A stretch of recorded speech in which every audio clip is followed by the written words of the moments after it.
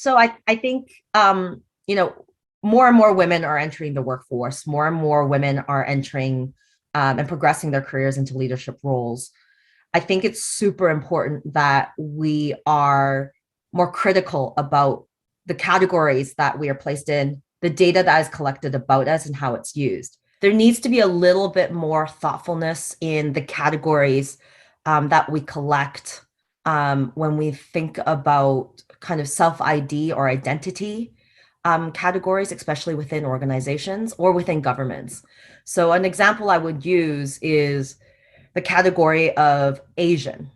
So we understand that Asia is a continent of 48 plus different countries, depending on how we want to cut it. And especially in the United States, when the category of Asian is under the EEOC as an actual category, the issue that comes about is we are trying to identify people of Chinese background, Japanese background, Lao, Hmong, Russian, Afghanistan, all into one bucket.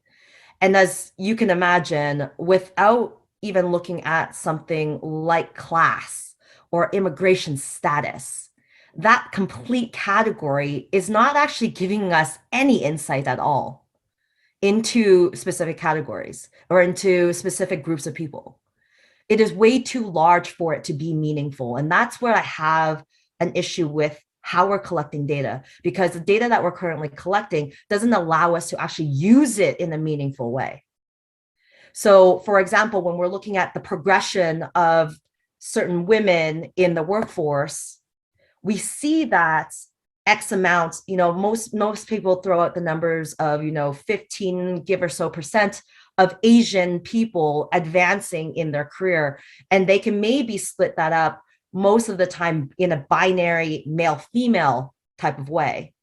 But when you're trying to progress the whole category, the whole continent of Asia, and using that as a 14, 15%, you're missing out on a huge population, because you're now, majority of the time, especially in tech companies, for example, Indian women might be advancing. East Asian women might be advancing, but then we're not really looking at other categories of individuals who may be from other countries that are not advancing in or progressing in their career. But I guess another example I usually use is, I have probably more in common than as an immigrant to a Nigerian immigrant in the United States or in Canada than I do to a third generation Japanese person, whether it's in the US or Canada.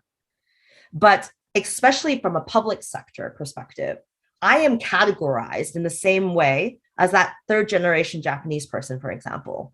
And as we can identify, depending on my immigration status, refugee status, class, my ability for social or economic mobility, my needs are different, especially with the government. The way that we look at data and the way that we look at categories of data is incredibly restrictive, because majority of the time it is binary. We are not very equipped to talk about gray things. So right now, when we're looking at gender, it's much more comfortable to talk about it in a binary way. And when we look at race, it's much more comfortable to kind of take all of the world and put them into 6 categories. And then subsequently, just anybody that may not know, we can just, create another. And then the other category can be the catch-all.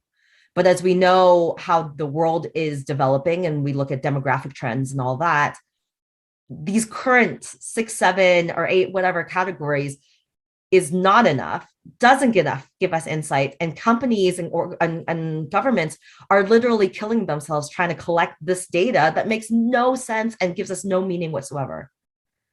So for me, it's like we're spending a lot of effort doing something that has absolutely no meaning whatsoever. And in fact, continues to put people into little pigeonholes and of what their capabilities are, or looks at those things as shares certain categories of people that are progressing or not progressing, but at the end of the day is not the truth, and does not, and has very false or missing elements of the truth in those types of narratives. Because data is important. I mean, especially in the given where we are with with society, data can give us incredible insight, and we have the technology in a sense to enable us to work with, that level of insight in that sense.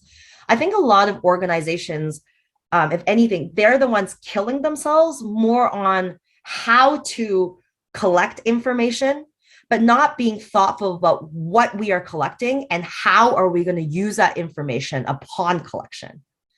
And that's what bothers me. What also bothers me is the lack of,